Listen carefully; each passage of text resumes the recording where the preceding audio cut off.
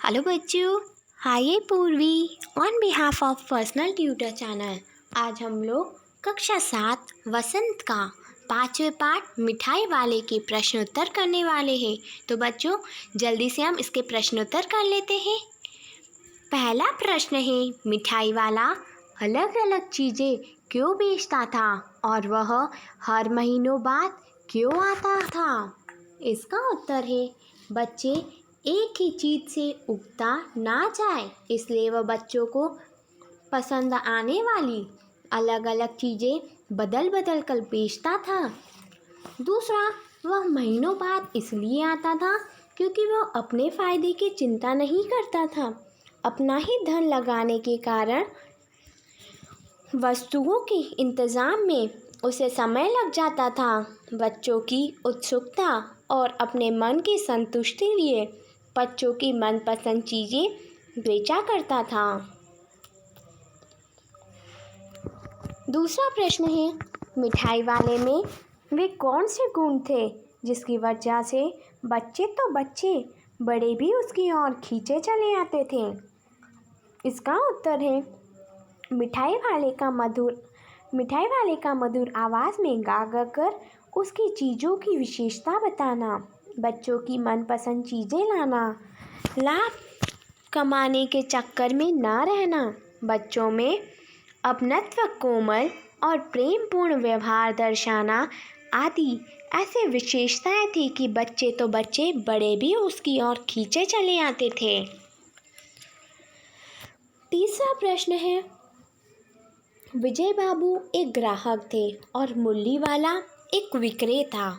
दोनों अपने अपने पक्ष के समर्थन में क्या तर्क पेश करते हैं? इसका उत्तर है, एक ग्राहक के तौर पर विजय बाबू तर्क देते हैं कि दुकानदार को झूठ तथा दाम बढ़ाकर बोलने की आदत होती है। सामान सबको एक ही भाव में देते हैं, पर पहले अधिक और फिर कम दाम बताकर ग्राहक पर एहसान का बोझ डाल देते हैं। एक विक्रेता के तौर पर मुरली वाला तर्क देता है कि ग्राहक को सामान की असली लागत का पता नहीं होता और दुकानदार हानि उठाकर सामान क्यों बेचे, पर ग्राहक को लगता है कि दुकानदार उसे लूट ही रहा है। ग्राहक हमेशा दुकानदार पर संदेह ही करता है। चौथा प्रश्न है, खिलौने वाले के आने पर बच्चों की क्या प्रतिक्रिया होती है? इसका उत्तर है, खिलौने वाले की मादक मधुर आवाज़ सुनकर बच्चे चंचल हो उठते।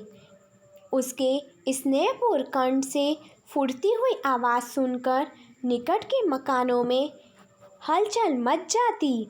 गलियों तथा उसके भीतर स्थित छोटे छोटे उद्यानों में खेलते और इठलाते हुए बच्चे का समूह अपनी जूते टोपी उद्यान में ही भूलकर उसे घेर लेते और वे अपने अपने घरों से पैसे लाकर खिलौनों का मोल भाव करने लगते। पांचवा प्रश्न है, रोहिणी को मुरली वाले के स्वर से खिलौने वाले का स्मरण क्यों हो गया? इसका उत्तर है, रोहिणी को मुरली वाले के स्वर से खिलौने वाले का स्मरण हो आया क्योंकि उसे वह आवाज़ जानी पहचानी लगी। उसे स्मरण हो आया कि खिलौने वाला भी इस प्रकार मधुर कंठ में गा कर खिलौने बेचा करता था और इस मुरली वाले का स्वर भी उसी तरह का था। ये भी ठीक वैसे ही मधुर आवाज़ में गा गा कर मुरलियाँ बेच रहा था। दोनों को बेचने का अंदाज एक समान था। छठा प्रश्न है, किसकी बात सुनकर मिठाई वाला भावुक हो गया था? उसके इन व्यवसायों को अपनाने का क्या कारण बताया? इसका उत्तर है, मिठाई वाला रोहिणी की बात सुनकर भावुक हो गया था। उसने इस छोटे व्यवसाय को अपनाने का कारण यह बताया कि किसी समय उसका भी सुखी संपन्न परिवार था, सुंदर पत्नी और प्यारे बच्चे थे, किंतु उसका परिवार नष्ट हो गया। अब वह अपने मृत बच्चों की झलक दूसरों के बच्चों में देखता है। बच्चों के साथ रहकर उसे संतोष, धैर्य व असीम सुख की प्राप्ति होती है। 7वां प्रश्न है, अब इस बार ये पैसे ना लूँगा। कहानी के अंत में मिठाई वाले ने ऐसा क्यों कहा? इसका उत्तर है, अब इस बार ये पैसे ना लूँगा। कहानी के अंत में मिठाई वाले ने ऐसा कहा इसलिए पहली बार किसी ने उसके प्रति इतनी आत्मीयता दिखाई और उसके दुख और पीड़ा को समझने का प्रयास किया। उसे रोहिणी के बच्चों चुन्नू मुन्नू में अपने बच्चों की छवि नजर आई। 8वां प्रश्न है, इस कहानी में रोहिणी चीख के पीछे से बात करती है। क्या आज भी औरतें चीख के पीछे से बात करती है? यदि करती है तो क्यों? आपकी राय में क्यों यह सही है? इसका उत्तर है हाँ, आज भी कुछ पिछड़े ग्रामीण, रूढ़िवादी और कुछ जाति विशेष के परिवारों में पर्दा प्रथा का चलन है। मेरी राय से ये बिल्कुल भी उचित नहीं है।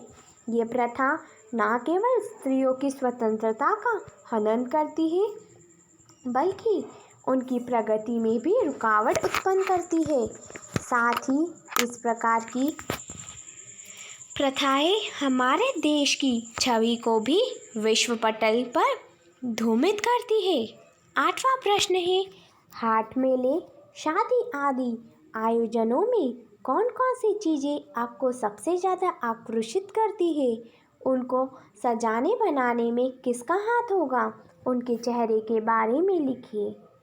तो इसका उत्तर है, हाट मेले के सभी चीज़ें मन को आकर्षित करती है, जैसे खाने पीने की चटपटी चीज़ें, चाट पकौड़ी, दही भल्ले, गोलगप्पे, नमकीन जैसे सेव, पपड़ी, नमक पारे और मिठाइयाँ जैसे जलेबी, मालपुए, आइसक्रीम, बर्फ़ के गोले, खिलौने, रंग बिरंगे गुब्बारे, झूले और जुदाई तमाशे आदि। इन हाट मेले को सजाने के में कारीगरों, मजदूरों और उनके घर की महिलाओं और बच्चों का भी समान रूप से हाथ होता है। इन सभी चेहरों के पीछे उनकी मेहनत, थकान, कार्यकुशलता, कारीगरी, व्यवस्थता और कुछ आर्थिक लाभ पाने की छिपी इच्छा रहती है। 10वां प्रश्न है, जो कि भाषा की बात से है। मिठाई वाला, बोलने वाली गुड़िया, ऊपर वाला का प्रयोग है। अब बताइए कि वाला से पहले आने वाले शब्द जैसे संज्ञा, सर्वनाम, विशेषण आदि में से क्या है? ऊपर लिखे वाक्यांश में उनका क्या प्रयोग है? इसका उत्तर है मिठाई वाला। वाले से पहले आने वाला शब्द संज्ञा है, जैसे बोलने वाली गुड़िया। बोलने वाली विशेषण शब्द है और गुड़िया संज्ञा है। ऊपर वाले वाक्यांश में उनका प्रयोग किसी व्यक्ति या वस्तु के लिए हुआ है। 11वें प्रश्न का पहला है, वे भी जान पड़ता है पार्क में खेलने निकल गए हैं। दूसरा है, क्यों भाई किस तरह देते हो मुरली? तीसरा है, दीदी दादी चुन्नू मुन्नू के लिए मिठाई लेनी है, जरा कमरे में चलकर ठहराओ। भाषा के ये प्रयोग आजकल पढ़ने सुनने में नहीं आते। आप ये बात कैसे कहेंगे? हम ये बात इस प्रकार कहेंगे, प्रतीत होता है वे भी पार्क में खेलने निकल गए हैं। दूसरा, क्यों भाई मुरली किस भाव बेचते हो? तीसरा, दादी चुन्नू मुन्नी के लिए मिठाई लेनी है, जरा कमरे में चलकर मोल भाव तो कीजिए। आई होप बच्चों कि आपको ये मिठाई वाले पाठ के सभी प्रश्नोत्तर मिल गए होंगे। और यदि आपको किसी प्रश्न का और भी उत्तर चाहिए तो जल्दी से मुझे कमेंट बॉक्स में कमेंट करके बताएं। अगर आपको इस वीडियो से रिलेटेड कोई भी डाउट है तो वो भी आप मुझे कमेंट कर बता सकते हैं। थैंक यू बच्चों, हैव ए नाइस डे।